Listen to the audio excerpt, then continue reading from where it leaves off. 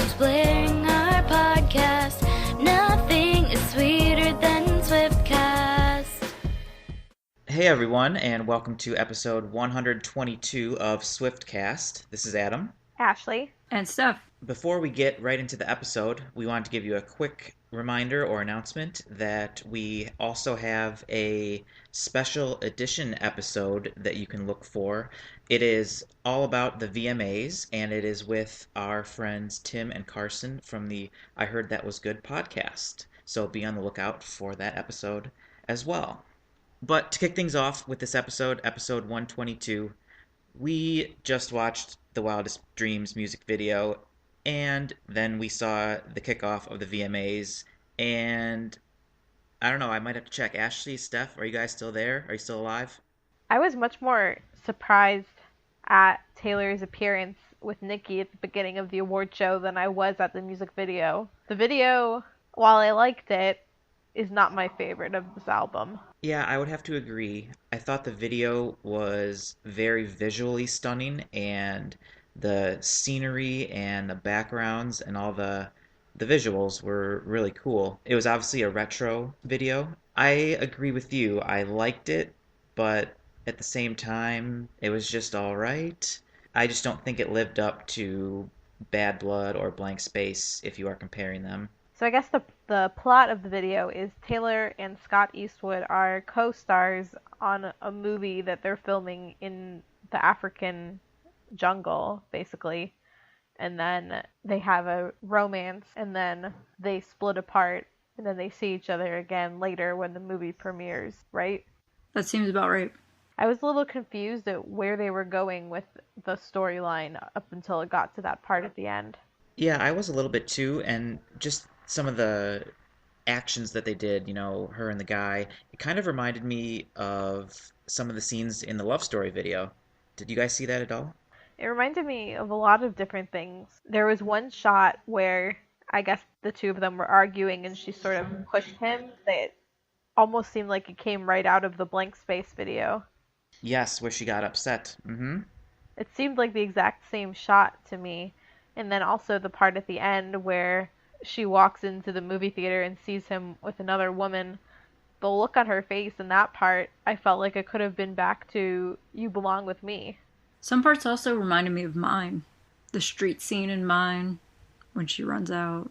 And the long yellow dress reminded me of Begin Again. The purple dress. Yeah, you're right. There's definitely a lot of different comparisons to make.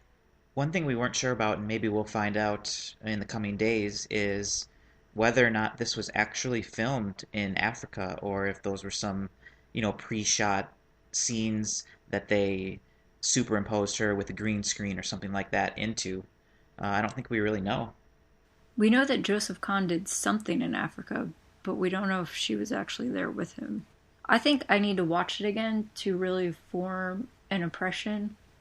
I only saw it once, and it was so fast, and I need to see it at least a few more times. But really, it kind of like we said, how it reminds us of other things. It reminds me a lot of The Lucky One. The costumes and sort of the premise of the video. Even though The Lucky One isn't about a relationship, it just seems like old Hollywood. Yeah, I'm definitely looking forward to watching it again as well and seeing what more I can take out of it. And at some point in the near future, we will most likely have an episode where our main discussion is dissecting this video more, having a more in-depth discussion about it. Yeah, I definitely feel like I need to watch it again, and I'm sure that all of our hosts have a lot of things to say about it. So we watched the video, and then it ended, and then the VMAs started, and Nicki Minaj opened the VMAs, and we were just watching it thinking, oh, Nicki Minaj performing, okay. And then we got quite a surprise. I don't really remember. It happened so fast. I think, did Taylor come out from underneath the stage, from the floor?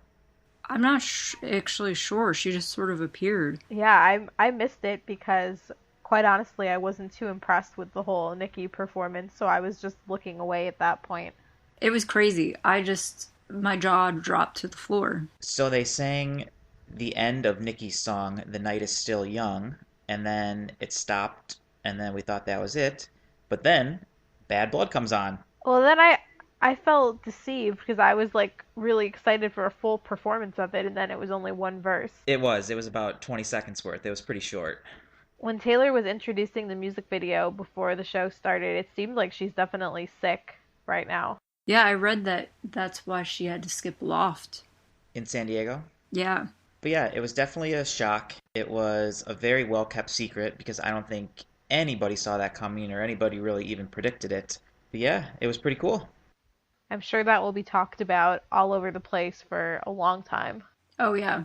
And as Adam mentioned, we're recording this as the VMAs are airing. And so who knows, if Taylor wins, maybe she will invite Nikki up on stage with her. By the time this episode is released, you'll know. But either way, people will be talking about it. And also, as Adam mentioned, be sure to listen to our VMA episode with our friends from I Heard That Was Good. But for now, let's move into our fun segment looking back at older tweets.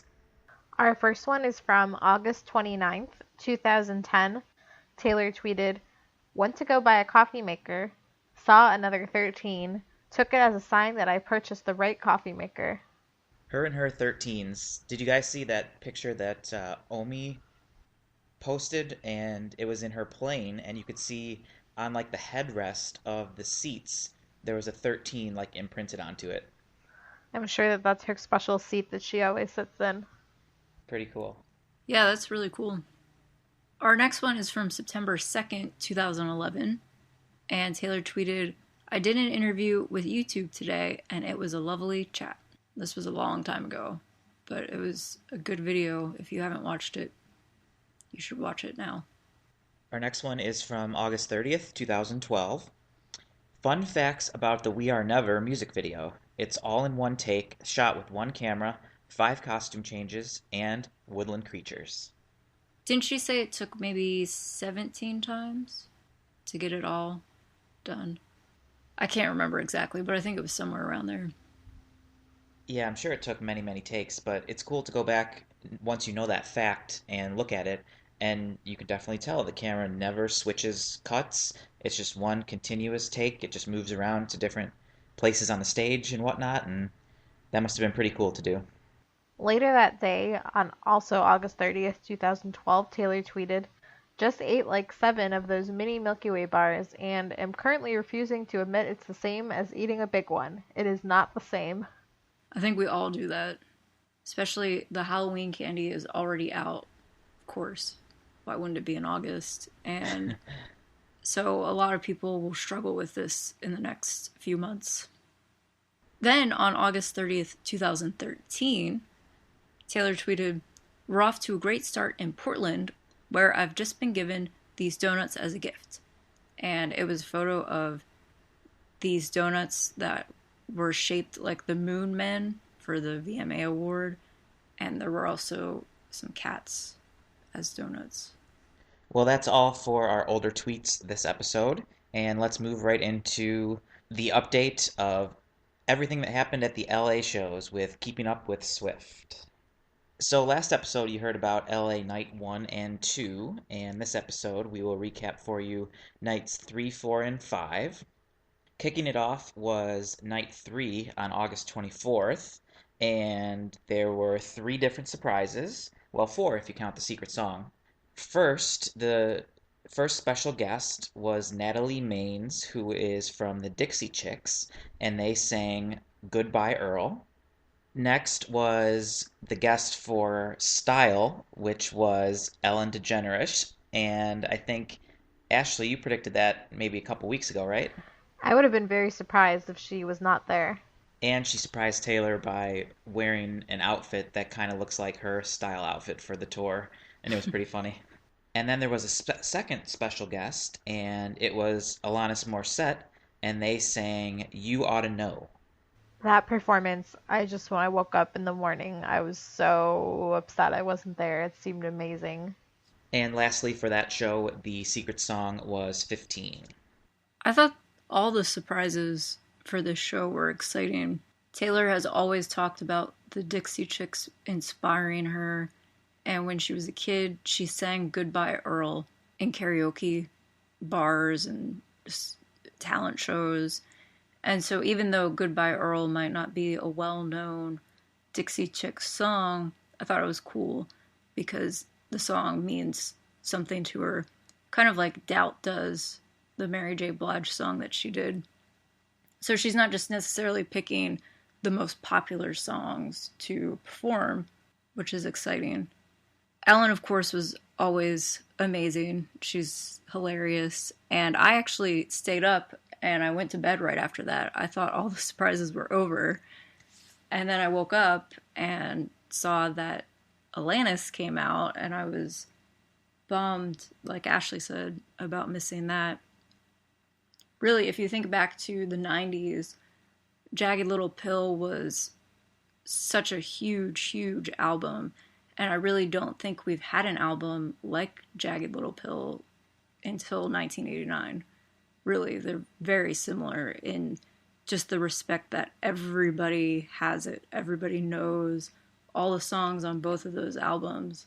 And I think I even had the cassette. It was that long ago. But Alanis is just a songwriter like Taylor, and she was and still is a groundbreaking artist. So the similarities between them are really cool. And it was just crazy. Such an exciting guest to have. And I read this week that Alanis is re-releasing that album coming up in a few months. Wow. So I'm sure that all of the attention from this performance definitely will help with that album release too. Then for night 4 of LA on August 25th, Taylor brought out her first guest, which was Beck and St. Vincent. They sang the song Dreams all together. And then the secret song was You Are in Love, which we hadn't seen in a while. And then later, towards the end, she brought out another guest, John Legend, and they sang All of Me, which I guess Taylor said was a very last-minute decision to add that to the show. Yeah, I think she said she saw on social media that John and his wife Chrissy were attending, so she called Chrissy and asked if John would perform with her. And I thought that the performance of Dreams with Beck and St. Vincent was awesome. I love that song, and a lot of people, as we found out last year at the Grammys, didn't really know who Beck was, but I feel like he's becoming more mainstream, and that song is really popular on a radio station that I listen to, and it was cool to see Taylor and him perform it. So is Dreams a new song from Beck? I believe so. Mm-hmm. I know Beck from Loser. I'm a loser baby, so why don't you kill me? Mm-hmm. I think everybody has to know that song. Maybe they don't realize it's from Beck. But he definitely, like Adam said, after the Grammys, is getting more recognition. And he was, I think, at the show on the 24th. He was in the audience. And I think people thought maybe he would show up on stage, but it wasn't until the next night. And I was glad to see You Are in Love return, just because I love that from an audience perspective, how you get to echo Taylor's words, and it just sounds so cool. It was also weird seeing somebody else sitting at the Wildest Dreams piano. It was, because that was the first person to do that, right? Yeah. Again, that night I went to bed earlier. It's hard being not in the same time zone as Taylor. So I went to bed, and the next morning I woke up and saw all these photos of John on the Wildest Dreams piano. It's weird. But that's such a huge, huge song, so it's cool that they performed it together. Then the last night of the LA shows, I think, probably killed everybody. If you weren't already dead yet, it was just insane. Taylor kept saying the whole time that she had all these great surprises lined up. She said epic surprises, and she was not kidding. The first surprise of the night was Selena Gomez came out for Good For You. It was the first time Selena ever performed this song live. Then, crazy, crazy, crazy surprise was next. Lisa Kudrow, who plays Phoebe Buffay on Friends, came out, and she and Taylor sang Smelly Cat, which, if you're a Friends fan, you'll know exactly what song that is. And if you're not a Friends fan, you probably know by now what the song is. But that was insane and just so surprising. And then the secret song was Mean.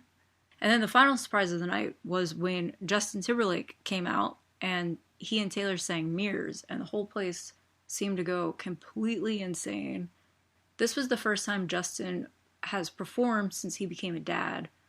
So Taylor had everybody coming out for first time sort of performances that night. And I actually stayed awake all night for this because I had to see what happened. I paid for it the next day, but it was so exciting and I was so bummed I wasn't there. I just still can't even believe that all that happened. I think we kind of heard rumors on social media that Selena and Justin were there. I think people heard soundcheck, and that's when people started posting. That's what I was confused about, because we haven't heard any soundcheck stuff leak for any of the recent shows until that day.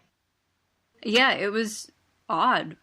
And we had been hearing, I feel like for every show, that Selena was going to be the surprise guest. Yeah. It's like another day, another rumor that Selena will show up. But here she did. So if you guys could pick only one night out of all the 5 LA shows to go to, which one would you have done? Would it have been the last one? Wow. Yeah, I would pick the last one only, and maybe people won't like this opinion, but I would pick it only because I want to hear Smelly Cat. I said on the last episode, I'm such a big fan of Friends, and when you see your favorites collide like that, it's a wonderful thing. So to see that, that's a once in a lifetime thing. That's never probably ever going to happen again. And it's something that everybody said, I didn't realize how much I needed this in my life until it actually happened. It's a perfect example. I didn't realize I needed that, but I really did. I needed to see that live. I would have been torn between that show and the first night. With Ryan Tedder? Yeah. And All Too Well. And All Too Well, yeah. I totally agree. First night because of Counting Stars and All Too Well. And the banner was so good. Yeah, and Kobe Bryant in the banner, yeah. But I really think she outdid herself with the LA shows this time. She always does. She's going to need to have 2 guests at every show for the rest of the tour now because the bar is so high. Well, no matter what, the LA dates definitely confirm what we've been saying all along, that if you haven't gone to an LA show, you absolutely need to. It's on my list for the next tour. Well, Taylor moved on from Los Angeles and went south to San Diego to play at Petco Park on August 29th. And once again, she had 2 special guests. The first one was Omi, and they sang the popular song Cheerleader. And the second one was really surprising to a lot of people, myself included, when she brought out Avril Lavigne to sing her very first hit, which was Complicated. I guess I wasn't really as surprised as other people because... So what happened earlier this week was there was a post on Tumblr of sort of a comparison between Taylor's meet and greets with other stars' meet and greets. And it had people like Kanye West, Avril Lavigne, Britney Spears, and I think one other person, I can't remember who at the moment. But in those photos of the other celebrities, they were standing really far away from the fans. Oh, I remember it. The last one was Katy Perry, because she was slow dancing with a fan and she was standing really far away. And then below that, in contrast, it showed Taylor with her fans just hugging them and, kissing them, everything that she does. And Taylor liked the post. And of course, that caused a big controversy. Doesn't matter what she does, what she likes, what she says, it always causes problems. So, and Avril Lavigne Twitter page posted about this, and Avril Lavigne saw it, and she made a post pretty much saying people shouldn't be judgmental, something to that effect. And then shortly after that, Taylor followed Avril. So I kind of wondered, it was one of those moments again where I wish I could see what Taylor DMs people. But so I knew that she was contacting Avril, and I kind of wondered if Avril would end up showing up to perform at some point, and then she did. It was cool. I liked that song when I was younger. I don't really feel that Taylor needed to have her come out just, I guess, to make up for what had happened on social media, but that's who she is and that's what she does, so it was cool.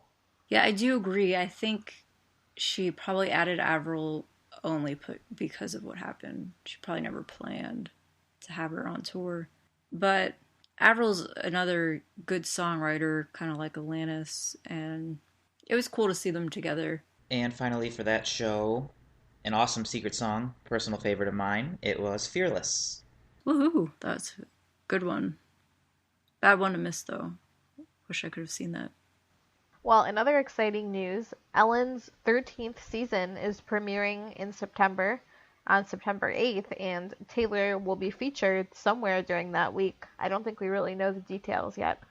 Yeah, I haven't heard any details either, but I'm sure for Ellen's kickoff week, she'll want Taylor, and it looks like she got her, and Taylor will make it work between all of her shows' schedule.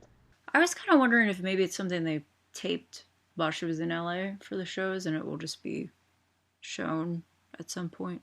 But it would be cool if she figured out a way to, in between the shows, go to Ellen. In other really exciting news, 1989 has officially sold over 8 million copies worldwide. It's a lot of copies. That is a lot. Well, Billboard released a little article giving predictions for Grammy nominations, and we were all very pleased to see that they predict Taylor will get a Song of the Year for Blank Space nomination and an Album of the Year nomination for 1989. I think they will be right. And I think if 1989 does not win Album of the Year, there are huge problems with the world. I actually read something that said they predict that both 1989 and Kendrick Lamar's album will be up for Album of the Year, so they'll be going head to head. That would be fun. At least if he did beat Taylor, she would be happy. But I just think if you look at the number of sales, the impact this album has had, it would just be a crime if it doesn't win Album of the Year. It's likely going to be the top-selling album of 2015. It was already the top-selling album. It could be the top-selling one of 2016 at the rate that we're going. It could be, yeah. Especially if it wins Album of the Year, it will have a jump in sales from that. Although, if Taylor keeps up the same schedule and releases Album 6 in October, that probably will have the highest sales for 2016. Which would be nice. 3 years in a row of having the top-selling album. But we'll see what happens. Well, our last piece of news is, as of right now, the VMA pre-show is still going on, and Taylor already took home a Moon Man. Blank Space won the Best Pop Video. All right. I can't wait to see all of her other awards. Well, Taylor has a busy schedule with the 1989 tour. On September 4th, she will be in Salt Lake City, Utah, at the Energy Solutions Arena.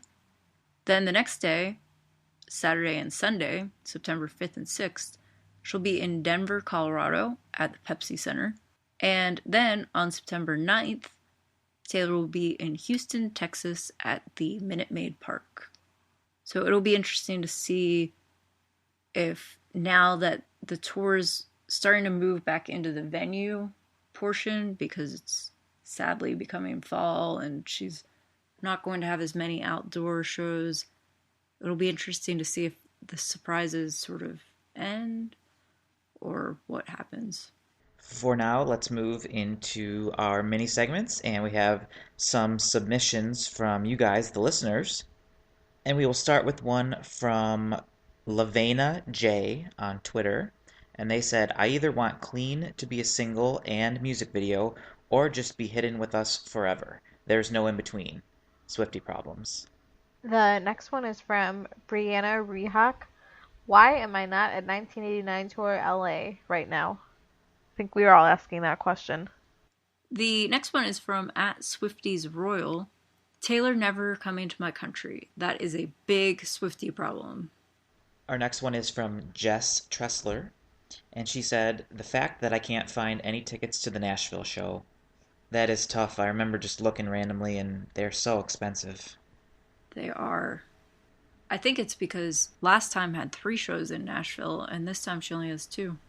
And our last Swiftie problem is from Ariadna Garcia 16, and this one was funny. She said, "My camera roll is full of zebras." Obviously referring to the Wildest Dreams video there. I think zebras were probably trending on Twitter all week. Well, thank you for all those submissions, and if you would like to have your submission read, send us a tweet or get in contact with us with your Swiftie problems, and we will read them next week. For now, we're going to move on to fashion, and normally we're looking at some of the outfits that Taylor wears during pre-show meet and greets and Loft 89s and whenever she's spotted out by the paparazzi. But this week, with the VMAs happening, we wanted to go back and look at some of her past looks and outfits from previous years that she went. Well, I guess first of all, what do you guys think of tonight's outfit now that we've seen it? It's not my favorite. It's not my favorite either. I've seen a lot of people, and this isn't my own thought, but I agree with it. I've seen some people on social media saying, why can't she just wear a dress like she used to? And I guess maybe dresses are more, Speak Now era, maybe Red era still. I don't know. It just seems like she has completely moved away from wearing dresses to these more extravagant outfits. Well, the VMAs is the one place to do that if you're gonna do it. You're right, because she'll always wear a dress to the Grammys and something that, is elegant and gorgeous. This award show is a little bit more creative and out there, if you will. So, I guess the best way I can describe this year's is a long sleeve, multicolored crop top and matching pants with the sequins. And it seems like sort of a houndstooth pattern, I think, but not your typical black and white pattern. It's multicolored instead. And a lot of people notice that she seems to be kind of made up to look like Catastrophe from the Bad Blood video, and she has a lot of her friends from the video with her. Yes, her hairstyle looks exactly like Catastrophe. Yeah, and the makeup. That makes sense. I'm not really sure how I feel about this outfit, but I think I like it more than last year's. It's not my least favorite outfit, but it's not my favorite. So last year, she had basically that long sleeve leotard with random letters all over it. I still don't really get that one. I liked the blue color, though. I do like the color. It's funny, a lot of times when I first see Taylor in an outfit, and maybe it's a little different, I don't like it, but then after I see it, it grows on me.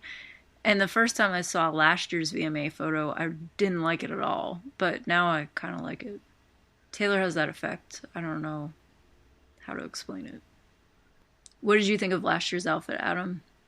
Well, I thought it was very different. It was very kind of out there, as you would say. It fit the style of the VMA as well, because people, take risks at this show with what they do, what they wear, what they do. Hint, hint, Kanye West back in 2009. But, yeah, I have to say I didn't really like her hair in 2014. I don't know, it just seemed kind of messy to me. It definitely, VMA-wise, was the biggest, I guess, riskiest, sort of different outfit she ever had. And at that point, we knew 1989 was coming, but we didn't know anything about the album other than Shake It Off. So it's funny to think back at that point in time how we really had no idea what was coming to us. Well, I think the year before, 2013, probably was my favorite outfit. Taylor looked like she stepped out of the 1950s or something. She had a lot of comparisons to Grace Kelly, I think. She had her hair short and curly, sort of 50s style. And she wore this gorgeous blue gown, which, like we said, is sort of abnormal for the VMAs. Most people don't wear gowns there. But it was blue and it was sparkly. And it had a deep cut in the front, but it was modest. It wasn't too much like some people may do at the VMAs. She just looked very classy and elegant. Yeah, I like that look too. It looked like it could have been out of the music video for The Lucky One, if there was a music video for that song. Yeah, that would have been a good look for a music video for that. I think in 2013, the hardest part for me to process was the hair. Really? You didn't like it? I didn't dislike it, but it was just so different. Keep in mind, this is before we ever even saw her with short hair. True. It was like she was trying to prepare us. I liked 2013, though, overall. Was that your favorite? I don't know that I really have a favorite. I honestly like what she's worn to other award shows a lot more than what she's worn to the VMAs. I'm kind of in the same boat, but I still would go with 2013. Yeah, I guess I would too. How about you, Adam? Which one's your favorite? I might have to go all the way back to the very first one. Was that 2008? I believe so, yeah. Yeah, it was just a very simple dress, the Fearless era, the long curly blonde hair dress, and it was just very simple, and I don't know, I think I like that one best. That was a good one. I think that was the year she might have been doing interviews on the red carpet. I didn't really care for 2009, 10, or 12 very much. 2009 was the one when Kanye stole the mic, right? Right, the one-shouldered, sparkly silver dress, long Yeah. to the floor. Yeah, that wasn't my favorite either, and I feel like obviously we see it everywhere because of what happened that night. But then looking at 2010, like we were just talking about with the short hair, she had short hair in 2010 as well. And in 2010, she did not appear on the red carpet. So the only photo we have is when she actually performed Innocent on stage. And the performance was cool because it was very vintage. It had a lot of furniture that reminds you of an Anthropologie store or something. And her hair was kind of similar to 2013, sort of 50s, curly, short. And her dress kind of reminds me of 2008, just a simple cream-colored dress that's strapless. And she also, what was memorable about that performance was she performed barefoot on stage. I do remember that. Barefoot, yeah. And at that point, we knew Speak Now was coming, but we never heard Innocent. It was the first time. And on the screens, some of the lyrics would appear. I remember seeing that. And then the one we haven't mentioned yet was 2012, because she skipped 2011, right? Right. And that was like I guess I would call it a women's pantsuit. Is that what that's called? Yeah, a white pantsuit. It was okay. Not my favorite. I remember her talking about this pantsuit, and she said she didn't want to wear it, but her stylist convinced her to, and she was glad. It was very different. It had a plunging neck, and when you first saw it, you probably thought it wasn't covered at all, but it actually had a sheer neckline that went up for coverage. But it was kind of a daring move for her. We were, like Adam said, we were used to seeing her in all the dresses during the Fearless and Speak Now era. And this was right before Red came out. So again, I felt like she was kind of preparing people for a little bit of a transition with the Red album. I think it was important for her to wear something different because this really was when her style first started to significantly change. Yeah, she had to make a change to sort of prepare people for the music variety that Red has. Even just her having straight hair was a big change then. And the bangs, yeah. I remember in 2011, the reason she wasn't there was because she was performing one of her LA shows, and I think there were more celebrities at her show than at the VMAs. That makes sense. After these LA shows, I saw a funny post on Tumblr, and it had all these photos of the celebrities who came, and then it had, on the front of the tabloid, probably like US Weekly or something, it says, "Stars, they're just like us." And somebody put a photo of that little bubble that says "Stars, they're just like us," and all the photos of all these people at Taylor's concert. So celebrities love her just as much as we do. Well, that will just about wrap it up for this week's episode, and we have a few reminders for everybody. Please press subscribe on iTunes, and it will download the latest episode for you automatically when we release it. To get in contact with us, you can reach us on Twitter at Swiftcast13, swiftcast13.tumblr.com, instagram.com/theswiftcast13, facebook.com/theswiftcast.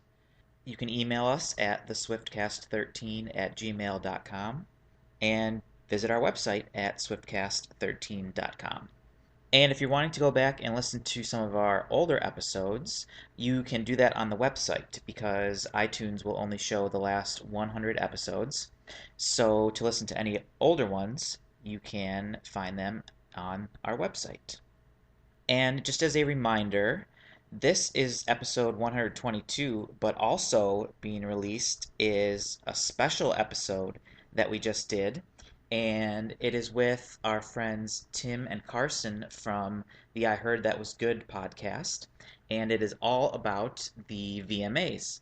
Not only Taylor at the VMAs, but everything that happened at the VMAs, from all the performances to all the awards and everything in between. And to wrap it up for this week, next week Taylor will do what? Wow. Well, unfortunately for Adam, Ashley and I will be seeing her this weekend. She may kill us, and then he'll have to run the podcast all by himself. Me and Nate can do it. Yeah, you and Nate will be the only ones who can't come to Denver. So I have no idea. I hope she has some surprises in store for Denver, but I just don't know. For arenas, she might not end up doing anything.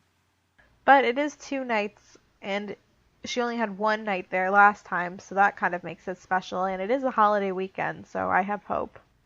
Either way, we should get a surprise song, so it'll be fun. 15 one night, our song the next. I'm just excited to see the tour again. Well, I forget the exact numbers and the exact record, but I'm going to take a shot and say that the Wildest Dreams music video will beat the Bad Blood music video. I think it was the record for most views in 24 hours. Right. I think it was about 20.9 million, I think. Okay. So we'll see if we can do it. By the time this episode is released, we will have known, but I'll say that it gets over 21 million views in 24 hours. I'll go with 22 because that's a Taylor number. There you go. But that's a good guess. Although, I hope you're right, but you also have to admit this video won't have quite the star power, I guess, as Bad Blood, just with how many appearances there were. Although people are very, very excited about Scott Eastwood. And the fact that Bad Blood was so heavily promoted. This one certainly wasn't up to that level. We'll see. I'm excited. Well, thank you for listening, everybody. And remember, this was episode 122, but go look for our special edition episode with Tim and Carson as well. But for now, we are out of here. This is Adam. Ashley. And Steph. See you guys next week.